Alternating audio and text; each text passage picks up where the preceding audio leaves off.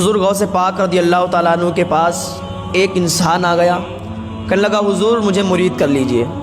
حضور غوث پاک نے فرمایا ٹھیک ہے مرید کر لیتا ہوں۔ ہاتھ بڑھایا تو اس انسان نے بھی ہاتھ بڑھایا، لیکن پھر ہاتھ کھینچ لیا۔ حضور غوث پاک فرمانے لگے ہاتھ کیوں کھینچ لیا؟ کہنے لگا حضور میری 2 شرطیں ہیں۔ حضور غوث پاک فرماتے ہیں کیا تیری 2 شرطیں بتا؟ تو کہتا ہے حضور سب سے پہلی شرط تو یہ ہے کہ میں چور ہوں، میری چوری نہیں چھوٹ سکتی، میں تو چوری کرتا رہوں گا۔ حضور غوث پاک فرمانے لگے دوسری شرط کیا ہے؟ کہنے لگا حضور دوسری شرط یہ ہے کہ میں نماز نہیں پڑھتا ہوں اور مرید ہونے کے بعد بھی نماز نہیں پڑھ پاؤں گا۔ حضور غوث پاک کو جلال آ گیا، کہا میں تجھے مرید نہیں کروں گا، کہا جب چلا جا یہاں سے۔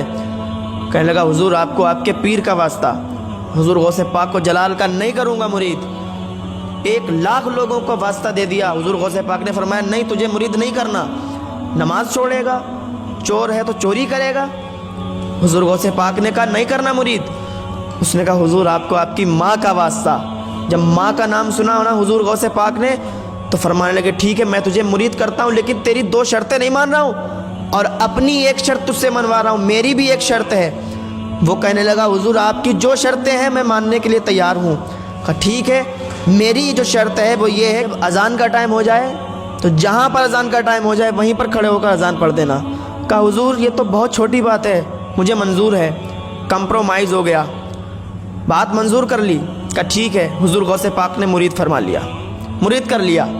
اب یہ جاتا اپنے گھر میں، 4-5 دن گزر گئے، بیوی ایک دن ناراض ہو گئی، کہنے لگی کیا عجیب بات ہے، اذان پڑھتے ہو سو جاتے ہو، 4 دن گزر گئے اذان پڑھ کے سو جاتے ہو، نماز بھی نہیں پڑھتے ہو۔ کہنے لگا تم اس معاملے میں مت پڑھو، یہ ہماری اور ہمارے پیر کی بات ہے۔ کہا چلو ٹھیک ہے کوئی بات نہیں ہے، پر کچھ کام دھندہ تو کر لو، 4 دن سے بیٹھے ہوئے ہو، کوئی کام دھندہ ہو تو کرو۔ کہا اچھا چلو جو تمہارا کام تھا چوری کا، چوری ہی کر لاؤ، 4-5 دن ہو گئے تم نے چوری نہیں کی، چوری ہی کر لاؤ۔ بیوی سے کہنے لگا اے میری شریک حیات چوری جاؤں کس ٹائم کرنے؟ جس ٹائم میں نکلوں اور میں سوچتا ہوں کہ اسی ٹائم اذان کا ٹائم ہو جائے، اذان کا وقت ہو جائے تو پھر میں کیا کروں گا، وہیں پر کھڑے ہو کے اذان دینا ہوگی۔ تو بیوی نے کہا بچے بھی تو ہیں، بچوں کو بھی تو پالنا ہے، تو انتظام کرو کھانے پینے کا۔ تو اس نے کہا ٹھیک ہے میں چلتا ہوں۔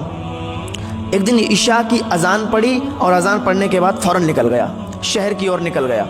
شہر میں پہنچا، ایک بہت بڑے عالی شان محل کو دیکھا اور اس میں اندر چلا گیا۔ اندر جانے کے بعد چھپتا چھپتا تلاش کرنے لگا کہ کہاں پر مال ملے گا، کہاں پر خزانہ رکھا ہوگا۔ تو ایک کمرے کے اندر پہنچ گیا۔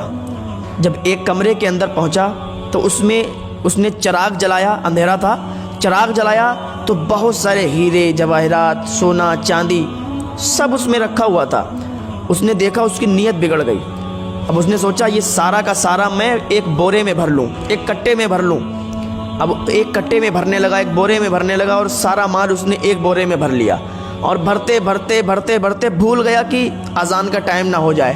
لیکن وہی ہوا، جب اس نے بھرا وہ مال اور جب کندھے پر ڈال کے باہر نکلا تو فجر کی اذان کا ٹائم ہو گیا۔ کانوں میں آواز گونجنے لگی، اللہ اکبر کی صدائیں آنے لگی۔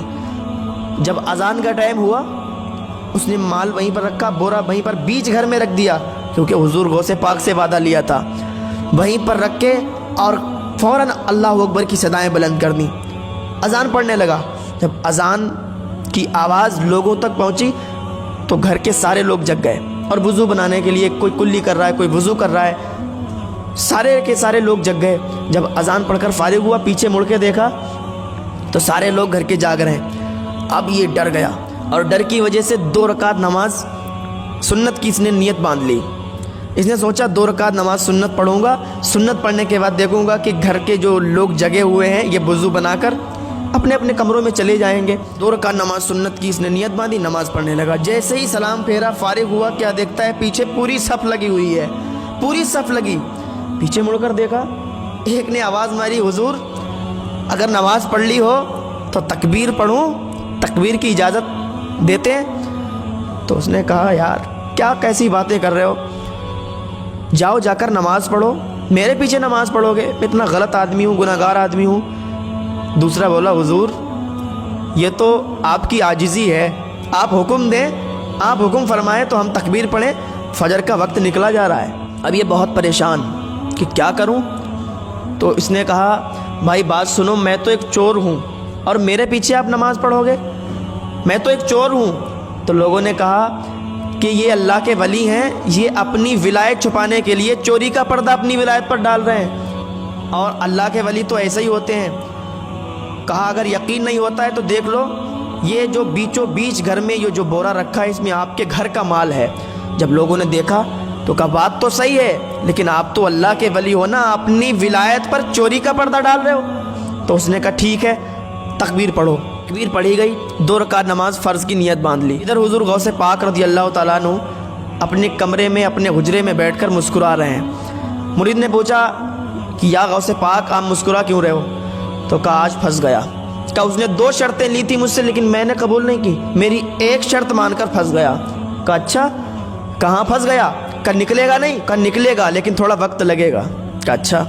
اب ادھر وہ نماز پڑھا رہا ہے، 2 رکعت نماز فرض اس نے پڑھائی، سلام پھیرا، دعا مانگی کہ لوگ اس کے قدموں میں گر گئے، کوئی اس کے ہاتھ چوم رہا، کوئی اس کے قدموں میں پڑا ہے، قدم چوم رہا ہے۔ تو اس نے وہیں سے حضور غوث پاک کو آواز لگائی، یا غوث مان گیا، آپ کی ایک شرط میں نے مانی تھی اور آج یہ مقام ملا، آج فجر کی نماز پڑھ کے مجھے یہ مقام ملا ہے کہ سارے لوگ میرے قدموں میں گر گئے ہیں۔ اگر 5 وقتہ نمازی بن گیا، 5 ٹائم کی نماز پڑھنے لگا تو اللہ کی قسم پورا شہر میرے قدموں میں نظر آئے گا۔